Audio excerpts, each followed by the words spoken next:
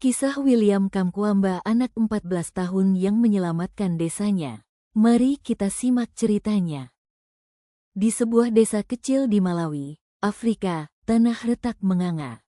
Angin panas berhembus membawa debu dan keputusasaan.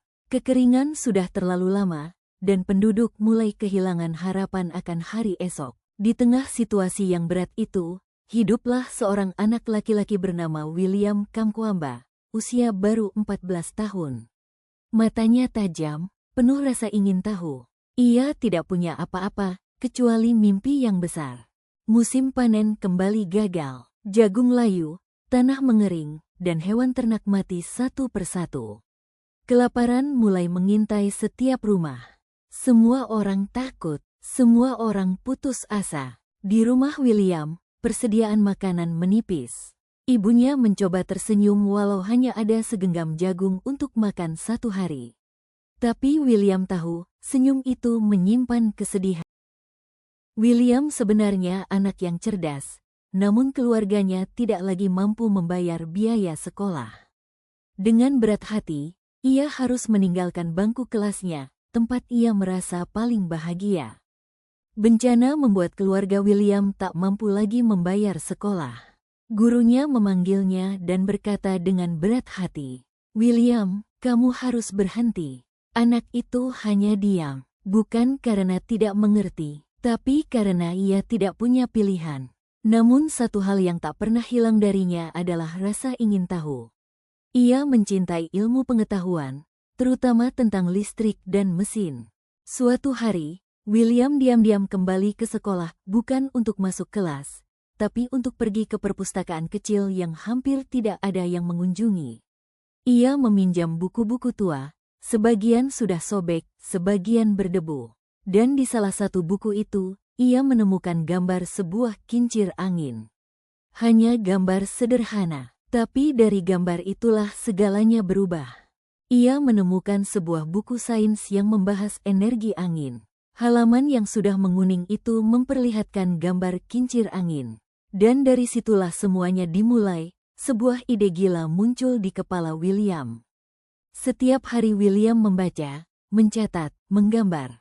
Ia mencoba memahami cara kerja baling-baling, dinamo, dan aliran listrik. Ia kecil, tapi pikirannya melangkah jauh. William berpikir, jika angin bisa menghasilkan listrik, maka listrik bisa menjalankan pompa air dan pompa air bisa menghidupkan kembali ladang kami. Namun ketika ia mencoba menjelaskan idenya, orang-orang menertawakan. Mana mungkin anak kecil membuat mesin? Mana mungkin angin memberi air? Dia gila. Bahkan ayahnya menggeleng. William, kita butuh makanan, bukan mimpi. Tapi William tahu, mimpi itu satu-satunya hal yang masih bisa ia pegang. Tak punya uang, William tidak bisa membeli bahan. Ia hanya bisa mencari barang bekas. Sepeda tua karat, kipas rusak, dinamo sepeda, pipa plastik patah, dan kayu-kayu sisa bangunan.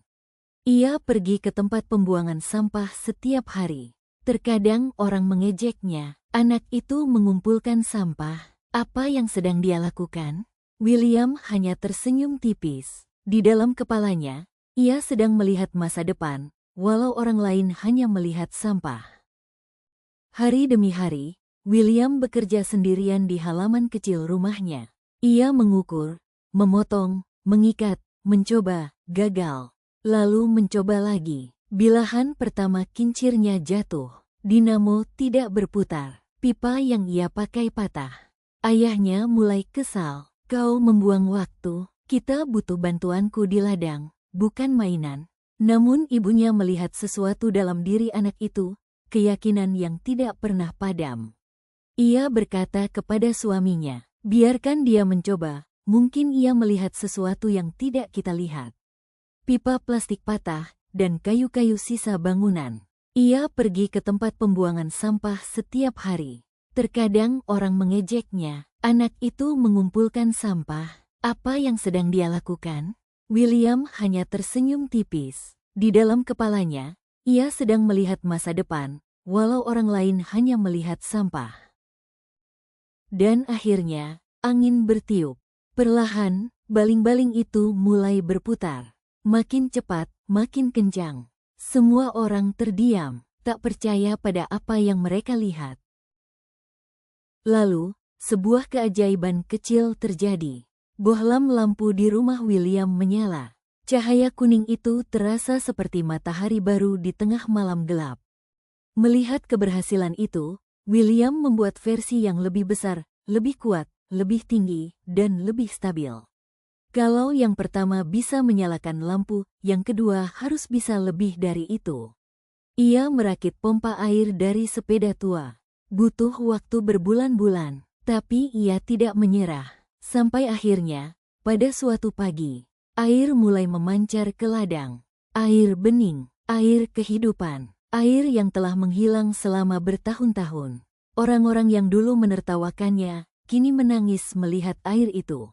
Ayahnya memeluknya sambil bergetar. "Anakku, kau menyelamatkan kita." Tanaman hijau muncul di tempat yang dulu tandus. Anak-anak kembali tertawa. Desa itu perlahan hidup lagi. Nama William mulai terkenal. Wartawan datang. Negara-negara luar memanggilnya. Ia mendapat beasiswa, pendidikan, dan kesempatan untuk terus mengembangkan penemuannya. Namun ia tetap rendah hati. Ia berkata, "Saya hanya ingin memberi kehidupan pada desa saya." Beberapa tahun kemudian, William berdiri di atas panggung besar di depan ratusan orang dari seluruh dunia. Ia berbicara dengan suara pelan namun penuh keyakinan.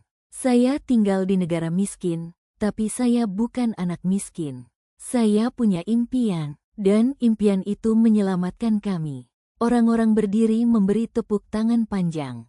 Dari desa kecil, dari keluarga sederhana, lahirlah seorang inovator yang mengubah cerita satu bangsa.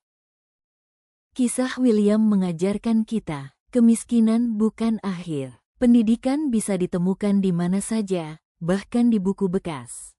Orang yang mencemooh hari ini bisa berterima kasih besok. Dan satu anak, hanya satu anak, bisa menyelamatkan seluruh desa. Karena harapan bukanlah sesuatu yang kita temukan. Harapan adalah sesuatu yang kita ciptakan. Dengan kepala yang penuh mimpi, dan tangan yang tidak berhenti bekerja. Terima kasih sudah menonton dan menyimak kisah inspiratif ini. Semoga bermanfaat. Sampai jumpa di kisah inspiratif selanjutnya. Jangan lupa like dan subscribe Tarianahti Channel untuk bisa melihat dunia dengan cara yang berbeda.